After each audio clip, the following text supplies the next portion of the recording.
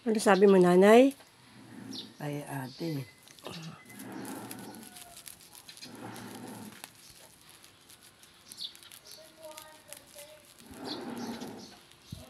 Kain na ikaw.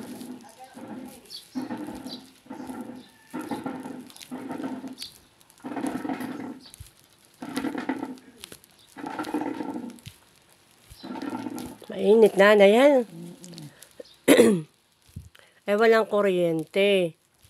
At may inaayos dito, parting ilog. Dito lang tayo walang kuryente at may inaayos. Kaya tayo magpapaypayan muna. Papaypayan muna kita hanggang alas 12. Pero hindi maya-maya, ha? Pag halimbawa lang ano. Ha? Oo nga, pero yung tanghali ngayon, yung pinakamainit yun eh. Hanggang magtanghali lang pala. Hanggang alas 12. Ayan, hanggang alas 12 daw, nanay. Kain mo ng tinapay mo, dali. O, mauubos. O, ayan o, mauubos ng tinapay mo. Isang piraso na laang. Naku, ayaw niya. Abo, ubos. Ubusin mo na yung nasa kamay mo, dali. Ubusin mo na nasa kamay mo. Nahihirapan. Nahirapan ka? Gusto mo ako magsubo sa iyo? Hindi. Ha? Ba't ka nahihirapan? Ha? Ba't ka nahihirapan? Ha? Bakit nahihirapan si nanay? Nahihirapan na ako buhay ko. Ba't ka nahihirapan ka na sa buhay mo? Ay bakit nahihirapan ka na sa buhay mo? Ha? Hindi alam. Hindi mo alam? Ay anong gagawin natin para hindi ka mahirapan sa buhay mo? Ha? Gusto mo hindi ka mahirapan sa buhay? Kumanta ka at hindi mo maiisip yung nahihirapan ka sa buhay. Kanta ikaw. Hindi na alam ko. Hindi mo na alam yung mga kinakanta mo? Ha? Kakantahan kita tapos sabayan mo ko. O hindi maalaala mo yung kanta mo. Yung maalaala mo kaya. O di ba ga? Yun o. Ano na nga yung kinakanta mo? Nata? Maalaala mo kaya. O yun, di ba? O sige, kantahin mo nga, nanay para hindi ka nahihirapan. Dali na.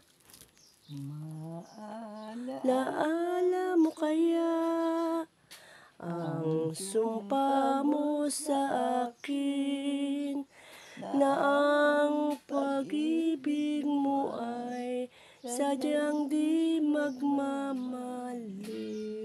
Ano pa, nanay? Kung Nais mo mong matanto, dali. buksan Ang aking puso. Ano pa, nanay? at ang nasa akin aro'y nakatago. Hindi kaya magbago sa iyong pagmamahal.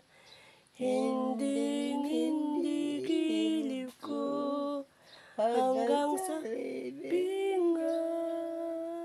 Kung kay sarap mabuhay, lalo na't may lambingan. Ligaya sa puso ko ay hindi magmapagra. Yeah, galing naman din natin mo, nanay. Di ba ga? Hindi ka na nababagot sa buhay mo, nakakanta ka. Iniisip mo yung kakantahin mo, di ba ga? Ubos na yung pagkain, andali. Sabay ganun. Iya, kung di ka nga laang nahulog, nanay, dito sa kama mo. Ay, yan, pag-alagala ka lang din sa labas, Dapat dapat nakakabangon ka, nakakaano ka. Ha, ate? Ate? Kaya nga. Nung una pa, han eh.